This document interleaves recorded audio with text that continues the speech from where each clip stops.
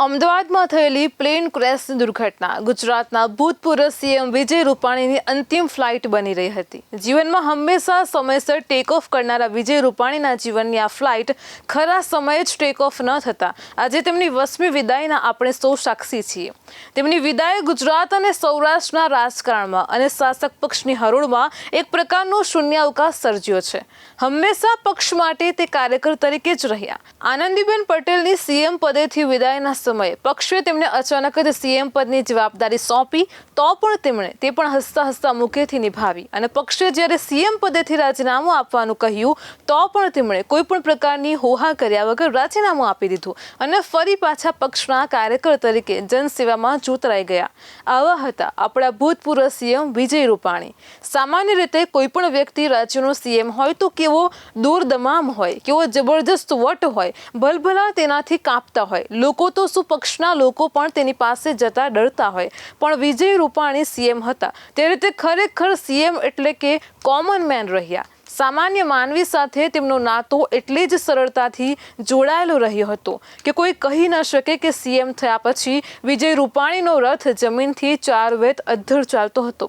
સત્તાધીશ હોવા છતાં સત્તા તેમને સ્પર્શી ન હતી। તેમનામાં ક્યારેય સત્તાનો દોરદમામ આવ્યો ન હતો। રાજકોટ જ નહીં, ગુજરાતના લોકો પણ સાક્ષી છે કે સીએમ હોવા છતાં પણ તે લોકોને કેટલી સાલસતાથી મળતા હતા। તેમને મળવા આવેલો રોતો વ્યક્તિ હસીને અને ગુસ્સે થયેલો વ્યક્તિ શાંત થઈને જતો હતો, એટલા તેઓ નિરાભિમાની હતા। આજે સૌરાષ્ટ્રમાં ગામડે ગામડે જેવા શાસક પક્ષના ઝંડા લહેરાય છે તેના માટે વિજય રૂપાણીએ પાયાના પથ્થર તરીકેની મહત્વની ભૂમિકા ભજવી હતી। આરએસએસના કાર્યકર તરીકે સેવાની તેમનામાં સિંચાયેલી ભાવના આજીવન રહી છે। આરએસએસમાં કામ કરવા દરમિયાન કેળવાયેલી સંગઠનાત્મક કુનેહનો ઉપયોગ તેમણે રાજકારણમાં પણ એટલે જ કુનેહપૂર્વક પક્ષને દિશા આપવા માટે કર્યો। તે હંમેશા પક્ષના ટોચના આગેવાનોની સાથે પક્ષના પાયાના કાર્યકરોની વાત સાંભળતા। તેમની આ કુનેહે સૌરાષ્ટ્રના અહિંસક રાજકારણમાં પક્ષની કેટલી આંટીઘૂંટીઓ ઉકેલવામાં મદદ કરી હતી।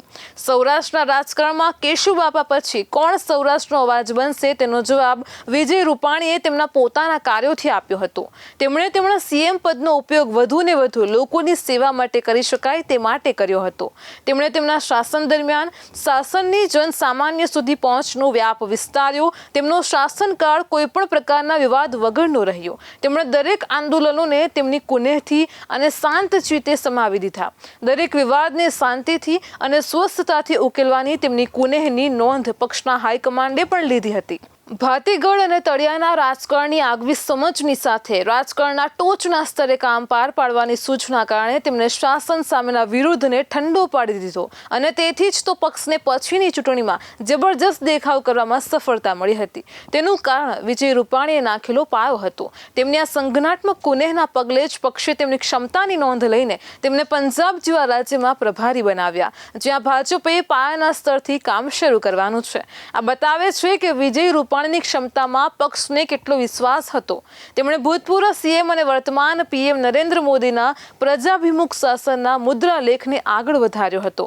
તેમના શાસનકાળ દરમિયાન ગુજરાતની 50% વસ્તી શહેરોમાં વસતી હતી અને તેમની સાથે ગુજરાત દેશમાં 50%થી વધારે વસ્તી શહેરો ધરાવતું હતું। તેવું દેશનું પ્રથમ રાજ્ય પણ બન્યું હતું।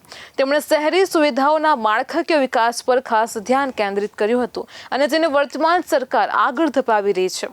આજે રાજકોટને ફક્ત ગુજરાત જ નહીં પણ દેશના મહત્વના શહેરોમાં સ્થાન તેમના કારણે જ મળ્યું છે। રાજકોટને હાલમાં સૌરાષ્ટ્રની સત્તાનું કેન્દ્ર બનાવવાનું શ્રેય તેમના સિરે જાય છે। રાજકોટ એ સૌરાષ્ટ્ર માટે ફક્ત સત્તાનું જ નહીં પણ સૌરાષ્ટ્રના વિકાસની કડીઓને જોડતું કેન્દ્ર બની ગયું છે। અમદાવાદથી રાજકોટનો 6 લેનનો હાઈવે તેમની પરિકલ્પના હતી જે આ વર્ષના અંતમાં પૂરી થશે। આ હાઈવે ચોક્કસપણે ફક્ત રાજકોટના જ નહીં સૌરાષ્ટ્રની પ્રગતિના દ્વાર ખોલશે અને તેની સાથે તેમણે અમદાવાદ રાજકોટને સેમી હાઈ સ્પીડ ટ્રેન વડે જોડવાની દરખાસ્ત પણ કેન્દ્રને તેમના કાર્યકાળમાં મોકલી આપી હતી। આજે વંદે ભારત રાજકોટથી અમદાવાદ 2 થી 3 કલાકમાં પહોંચાડી દે છે। તેઓએ તેમની આ જ આગવી સૂઝ તથા તંત્ર પાસેથી કામ લેવાની સંગઠનાત્મક કુનેહના કારણે રાજકોટમાં સૌથી નાની વયના મેયર બનવાની સિદ્ધિ પણ મેળવી હતી. સ્ટેન્ડિંગ કમિટીના ચેરમેન તરીકે રાજકોટને વિકાસની નવી ક્ષિતિજ પર મૂકવાનું કામ તેમણે કર્યું હતું. વિદ્યાર્થી રાજકારણમાં અખિલ ભારતીય વિદ્યાર્થી પરિષદ ABVP શરૂ થયેલી તેમની રાજકીય કારકિર્દી CM બનવા સુધી લઈ ગઈ હતી. કોઈપણ બાબતને કે વિવાદને સમજવામાં અને તેની સાથે કામ પાર પાડવામાં તેમની ક્ષમતા જબરજસ્ત હતી. આનો પુરાવો ગુજરાતમાં હાર્દિક પટેલનું અનામતનું આંદોલન હતું અને જેને તેમણે તેમની ઠંડી તાકાતથી ઠંડુ પાડી દીધું હતું. રાજકોટને નર્મદાનું પાણી મળતું થાય તે માટે તેમણે ભગીરથ પ્રયત્નો આદર્યા હતા. તેમના સમયગાળામાં નર્મદાના પાણી રાજકોટમાં પહોંચાડવાનું મોટાભાગનું કામ થયું હતું. રૂપાણી ગુજરાતને કેશુભાઈ પટેલ પછી મળેલા સૌરાષ્ટ્રના બીજા પાણીદાર નેતા હતા.